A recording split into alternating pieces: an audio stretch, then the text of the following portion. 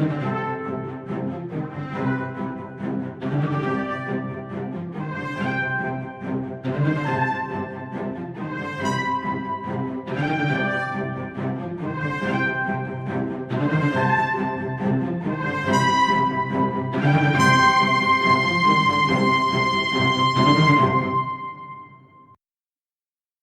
long ago, back when life was still just beginning to roam the planet Earth, the Deep River was once part of a massive body of water known as the Triassic River Basin.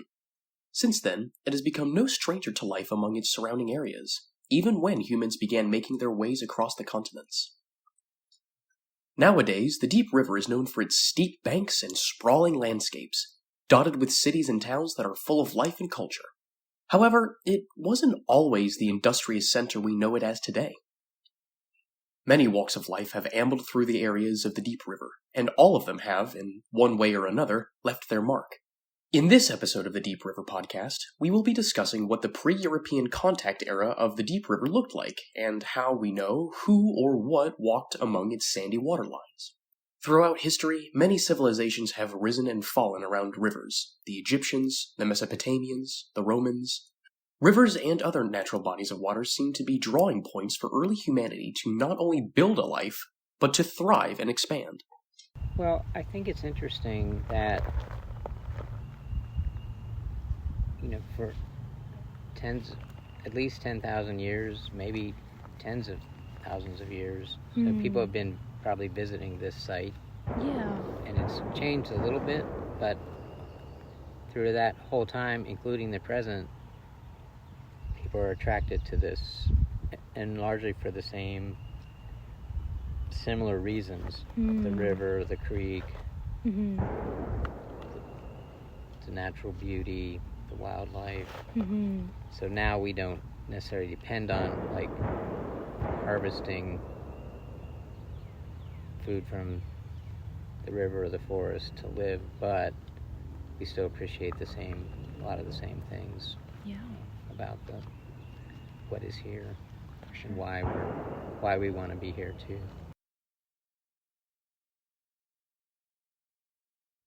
That was Mr. Harvey Harman, one of the founders of the Deep River Folk School, which teaches those who sign up all about how to survive and thrive in the wild using your surroundings to your advantage, as well as essential self-reliance skills. We were lucky enough to get Mr. Harman for an interview, where he was incredibly insightful and was able to give us quite a bit of knowledge surrounding the Deep River and its past, as both a ford and a trading path for indigenous North Americans. Mr. Harman was able to give us a few reasons as to why the river would be so popular to flora and fauna alike. Well, this is an area where a river and a major tributary creek, Sandy Creek, join. So it would have been a place that indigenous folks would have found a good place to come to with some regularity because of the two bodies of water. Right. So the abundant, even more abundant food source from that.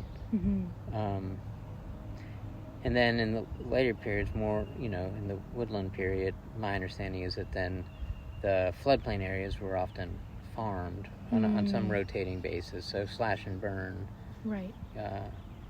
Agriculture, so that would have been important as well, rotated. And it's hard to say exactly, but my understanding is people were pretty migratory in that they had an area they would rotate through, but that they weren't permanently in one location for any long period of time, or maybe in a place for a certain period of time, and then they'd move to another place. So there weren't permanent locations that were for many years. There might be anyway. That's my understanding, but. So it probably would have been a place that people came to with on some regular interval, whether as a outpost, seasonal outpost, or occasionally a more permanent or semi-permanent location. I'm not sure. I think I've been trying to find if there was an actual like encampment area or village area, right. And there might have been, but pretty much everything from that period, would have, except for the stone tools and the pottery shards, would have disintegrated back into the earth. Right. That's why it's nice to see the fish weir, which is made out of rocks, still there. It's an indicator that that this was a place that people utilized with some consistency for sure. food production. Another sign of human interaction with the nature surrounding their settlements is how they hunt for resources. One of the main draws that the Deep River has near where their folk school is located is an indigenous North American fishing weir. So indigenous cultures all over the world have used this technique. It's pretty simple and very effective. So usually at the bottom of a rapids in a creek or river, they'll build either U or V-shaped channel, like a dam, and then they'll often leave a channel in the middle of it, and so they'll build it up so there's a little outfall through the channel, and then fish either going up or downstream have to navigate through that channel rather than through the whole width of the river, and so it tends to focus the fish into one small area, and then native peoples, either with baskets or different types of netting, would catch the fish, sometimes just leave them there overnight and come back in the morning and pull out whatever was been trapped.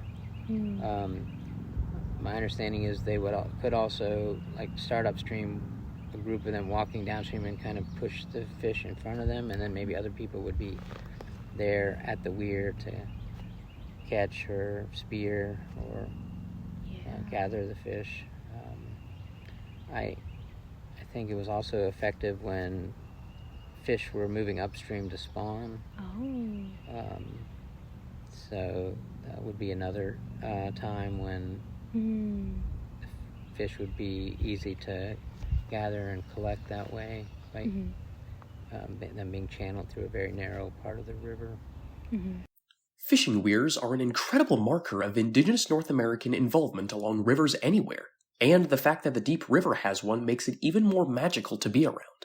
It just goes to show that the tribes that walked along the Deep River were incredibly complex, and knew several ways of hunting, fishing, and gathering resources from the nature around them. However, it seemed that the fishing weirs were sometimes a little too effective, as Mr. Harman was able to tell us. When early settlers moved into the area, they utilized them as well very effectively. In fact, they were so effective that at some point the colonial governments banned the use of them because they were fishing all the fish out of the rivers. Because of the effectiveness of them. They banned fish weirs, or they banned fishing? You couldn't use fish weirs. You couldn't make any more, because people were overusing them and depopulating the river. Alongside the fishing weir, archaeologists and folks who moved into the area were able to find other signs of the sort of life that came long before us. So the fish weir, we find lots of dermitage, like flakes from stone tools that were being made, the flakes that were discarded. It's at different locations. It's in the higher areas, which I think were probably utilized more as camp spots in the archaic time. And then in the later periods, people would have camped closer to the river, probably. So I like to think, how did people at different points in time utilize this place, and what would they have found inviting, and what would have been a good location based on how they looked at the world. And they had a different sense of what mattered maybe than what I would have in the 20th century. Maybe what mattered to them was one period of time, a good view for safety, and maybe at another time it was like availability of food, so just trying to think what lens would they have been using. Of course, it's not just the fishing weirs and other sorts of material culture that can be used as sources for indigenous North American involvement along the Deep River. For that, we were able to get another interview with the mayor of Franklinville, member of the board of the Deep River Folk School, and Harvey Harman's son, Mr. Ben Harman. Yeah, one thing that's fascinating, so I'll mention two other references. When I believe his name is William Byrd II, when he is tasked with surveying the border between Virginia and North Carolina to establish, where that line is going to be, he specifically requests that his expedition, be outfitted with Saponi guides, because he claims that these are the best frontiersmen, the most honest that can be found, and so I think there's a number of them in the party, but the main person that he speaks with is a man named Ned Bearskin, and there's some fascinating conversations that he records. He kind of meticulously keeps a journal for most of his life, and he keeps it in a kind of code that had to be deciphered later. And a lot of it, there's a lot of salacious details in there, so maybe not the best high school student reading, but it is fascinating. And he talks a lot with Ned Bearskin about different aspects of kind of the Saponi culture, religion, and the way that they do things. So that is an interesting read. And then there are a number of books about the Catawba Indians. The Catawba language still exists. I guess it's a really low number of speakers, but there's still some insight that you can gain from learning some things about their language. That's kind of the southern end of this Siouan Piedmont group from sort of Virginia, North Carolina, South Carolina. But you could probably extrapolate, because as some of these groups shrank, they consolidated in a few different locations. One of them being where the Catawba are still located in outside of Charlotte, but in South Carolina. This tells us that even during the times where Europeans made contact with the indigenous North American tribes along the river, it was and always had been a mixing point of many incredibly rich cultures that Europeans hadn't even heard of yet. If you've listened to our previous episode, you might remember that we had the director of the Randolph County Public Library, Ross Holt, sit down with us for an interview on potential sources for indigenous North Americans in and around the area. One of the sources was from a settler known as John Lawson, who wrote about his interactions with the Kiowa. Austen. Was quite impressed by them. Okay. And talked about the way their lineage worked. The kings came from the matrilineal line. They had a stockade, with they had cleared the ground for agriculture and had, were tending animals and that kind of thing. And very cordial and welcoming. They were also one of the only Native American groups known to wear facial hair. Oh. Which was interesting. There have been explanations ranging from, the Spanish explorers really came into the area first, many, many years before. And of course, there's always the lost colony that, people want to associate with their local group. Again, this just goes to show how complex life along the river must have been for the thousands of years that indigenous North Americans roamed along the steep banks of the Deep River. This range of cultural interaction spanned far and wide, as Mayor Ben Harman was able to tell us. How far were people typically traveling back then if their reach was all the way up into southern Virginia from here? Well, what was sort of the scale of... Well, certainly at different times they seem to have moved around based on where they were encountered, during the Spanish explorations in the 16th century, later exploration from Jamestown in the 17th century, and then, of course, John Lawson's account in the beginning of the 18th century. So just as a cultural group, there seemed to be a lot of movement between Piedmont in North Carolina, South Carolina, and Virginia. They kind of exchanged a lot. And then, of course, to the east and west, there were Iroquoian groups with the Cherokee in the west and the Tuscarora to the east. And they had, movement of their populations, and also extensive trading networks that stretched, all the way to the Iroquoian groups in the New York area. Of course, there are ways to triangulate what sorts of tribes frequented the area of the Deep River and Cape Fear, as the site manager of the Austen house, Kevin Melvin, told us in an interview. Once you get further past when the Spanish come through, we're not 100% sure. At that point, you're basing everything off of the archaeology that you find, the points and the pottery shards and stuff. So you kind of have to base it off of that. And with that, it's kind of hard to distinguish an actual tribal name or tribal group, more or less. But especially with the pottery, different linguistic groups and different cultures, more or less, had different styles of pottery back then. We know down around in Robeson County and Cumberland County and up in the Moore County, it's more Siouan style pottery. Siouan is a language family.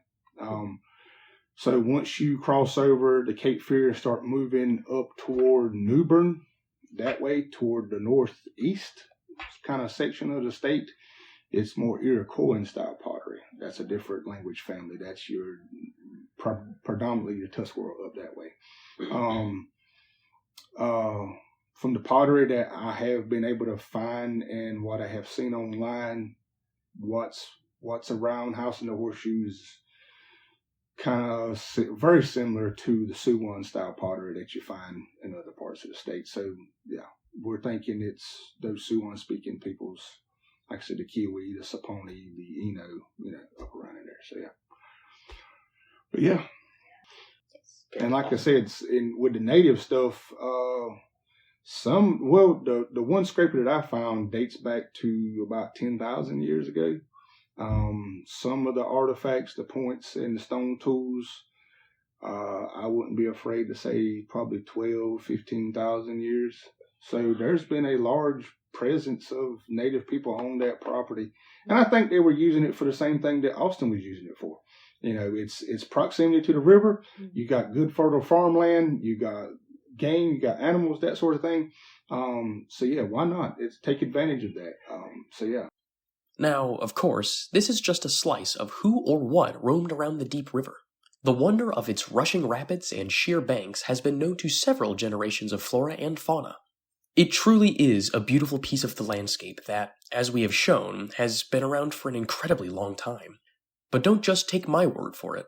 At the end of all of our interviews, we asked those we were interviewing what the Deep River means to them, and the answers we got all but reaffirmed the sentiment that the river is a universally loved place. Take a listen. That's a deep question about the Deep River.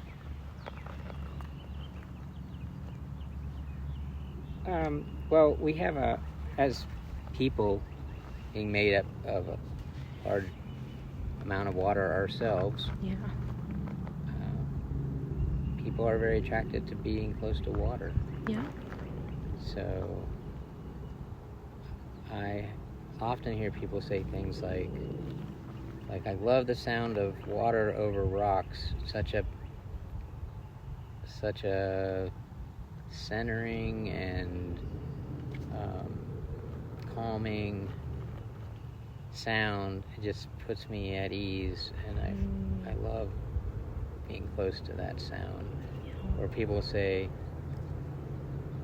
I want a house that, do you have any lots that look directly on the water? I want to see water every day. Right. So people like being close to water. for very specific tangible reasons, but also for less obvious reasons. Just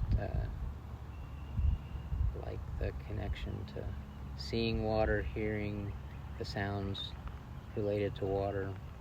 Yeah. It's a very poignant answer. Thank you so much. Yeah. And if you're a child, you like being in the water. Oh, yeah. Maybe if you're still a child, when you're older, you like being in the water. Yeah. So I think the river means connection, like not only upriver and downriver,